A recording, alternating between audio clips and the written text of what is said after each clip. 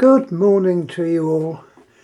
You're probably wondering what on earth is he putting up now to show on a YouTube. Anyhow, it put you out of your misery. I had a request from one of my subscribers to talk about this jug. They're called jug kettles, or just jugs. And I happened to mention it yesterday that I had a couple of these, or more than a couple of them, and explained how they worked.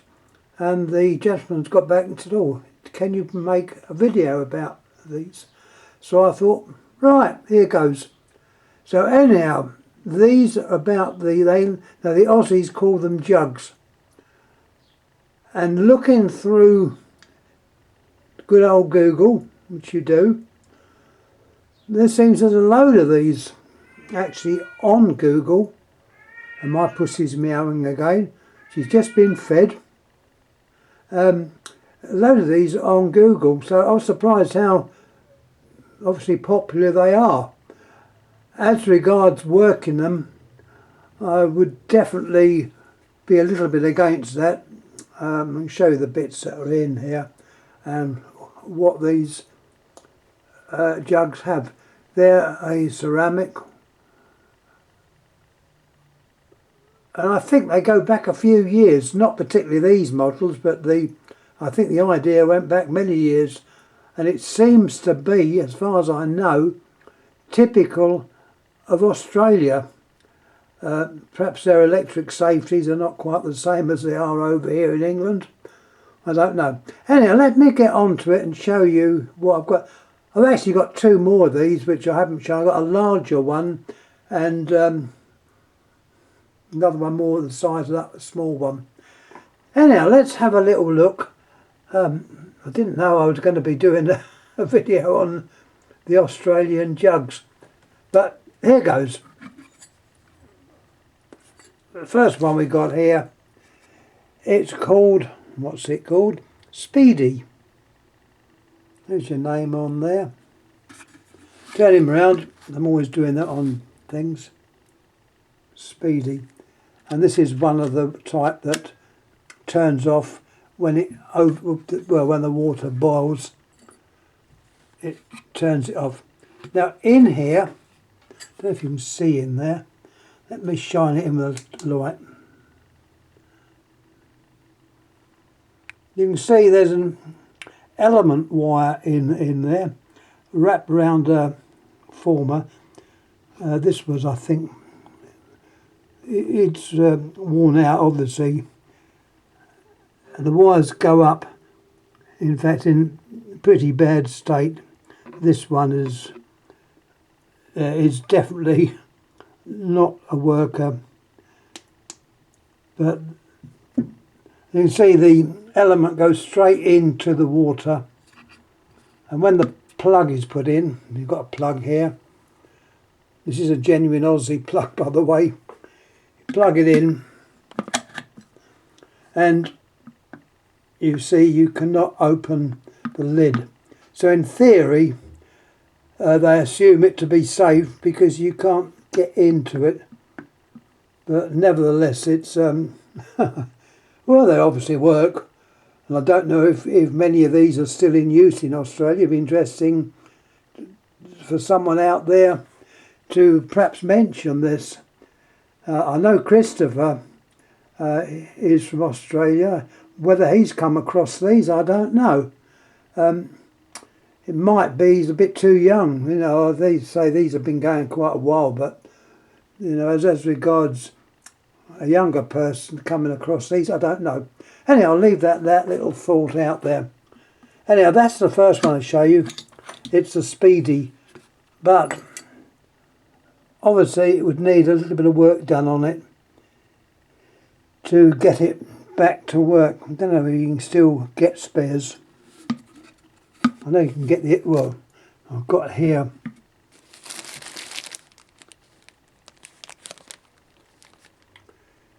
That is the former that the nickel chrome wires are wrapped round, or they're wound round there, and that is the part that drops into the water. Obviously I wouldn't want to turn this on without any water, because I reckon the wire would probably soon burn out. In this other pack, brand spanking new, as they say, and it's dropped out, you've got 3 new element wires, and the writing on the side, let me show you what it says. They call it an Everglow, and believe it or not, there's the address, New South Wales. You've got your voltage on there. These are actually what they got the wattage here, 1650, which I would definitely say if this wasn't underwater it would burn out, because I can remember 1000-watt bar heaters and that the element wire was quite a bit longer and thicker. So yeah, I would assume this is only safe if it's underwater to boil. And while we're talking about that, they gave off a sort of a buzzing sound while they were being used, and the water was tainted. You had a horrible taste of the water, so they weren't very nice. Here's the other one I've got. As I say, I think I've got 5 of these. This one's obviously all working. As you can see, the element and the former that it's on, that little white thing which I showed you here,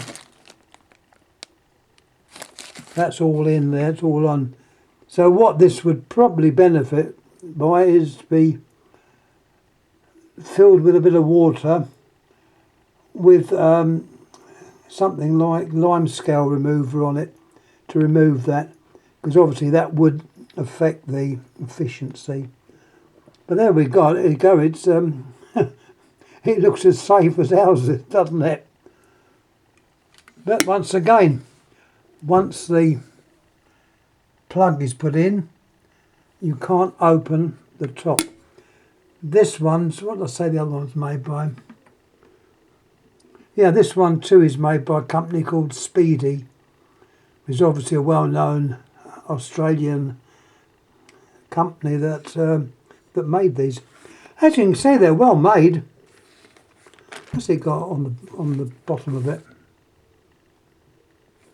Let's see what it says. There's on a little tab. It's got your voltage, 230, wattage 1600. For AC only. No, I think most things by now would have been AC. DC was used in the very old days, which I could mention that as well, being old so, but I won't. Anyway, let's have a look at the third one. This one is made by a more familiar name, Hot Point. Now, Hot Point is a name known, as far as I know, around the world, and they were started up by the American General Electric Company. I know Hot Point were popular in England, but they still are. And this is obviously Hot Point of Australia. This is another one with the button on it, so if it boils, when it boils, it has a bimetallic strip in there which turns it off. And this one too is in good nick. There's no problems there, so haven't got to change any of these screws. They're still intact. And presumably whether you can still get parts for these, I honestly don't know. I don't even know if people still use them in Australia with sort of modern types of kettles, as we got there. I've got one there which is a modern one. They're so good that the handle starts to crack, but it wasn't too bad.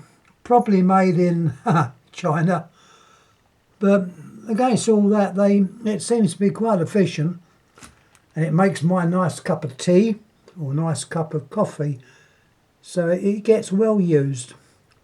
Anyway, going back to the Aussie pots, once again, it's made of porcelain or china, whatever you like to call it. Ceramic is another word they use. I don't know the definitions really of porcelain, ceramic or china. As far as I'm concerned, they're all the same, but they're all the same. If you drop them, they break. So that's the easiest way of thinking about it. But all these are in good nick, and they appear to be fairly valuable. I was surprised enough.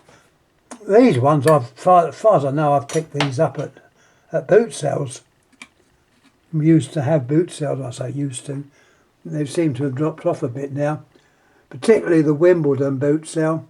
You could get loads of unusual bits, which I did. And Wimbledon seemed to be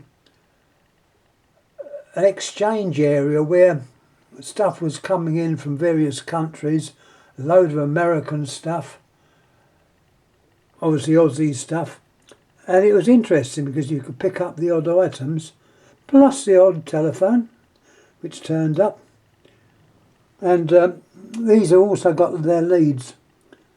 They're the leads used on these. You've got the Australian type of plug.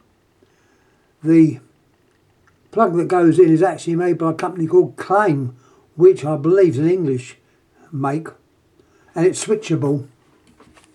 It's rather unusual. You've got a switch on it. Whether that was used on one of these, I don't know, but it definitely, more normal, you had this type of plug, which is the same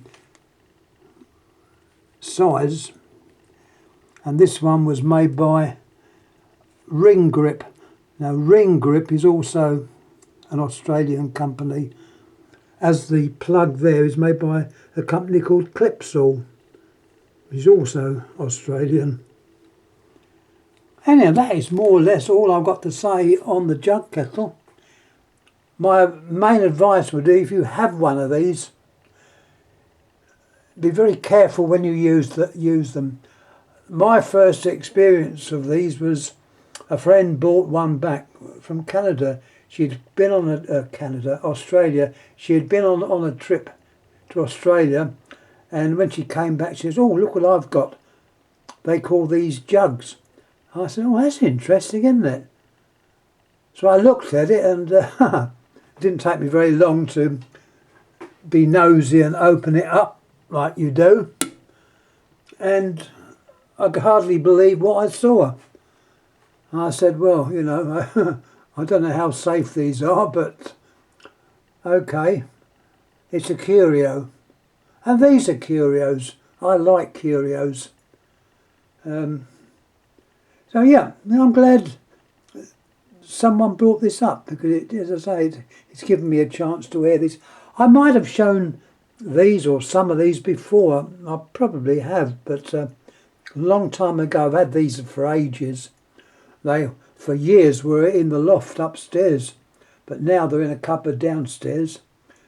If I had more space, I could display them, but not in here.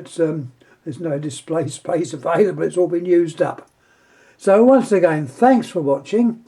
I will put this on good old YouTube. Recapping on the name, you've got a pair of Speedies and one by Hot Point. You've got your elements there. I showed that was an Everglow, and the other one, don't think I showed you this one. This is also an Everglow, and it's actually got it in black and white, or red and what's it? Electric Jug Assembly Kit complete. So there's the assembly kit. So all set to make a nice cup of tea. But believe me, the water tastes foul. It just doesn't seem to taste right at all. Whether it improves with the element getting furred up, I don't know. But anyhow, I tend to say I use that one for my cup of tea and coffee. So once again, thanks again. Oh, and just put a little reminder up. This is Sunday, so you're interested in the telephones. Remember 6:30, I think it is. I'm no good at numbers and dates and things. 6:30. Andy Shed. He puts his little talk up, which is quite interesting. So remember that. What's that? So yeah, that's it. I've more or less finished, so I'm going to stop talking. It's a wonder this little camera hasn't run out, but it's still going. But I'm going to stop. Thanks again for watching. Thank you.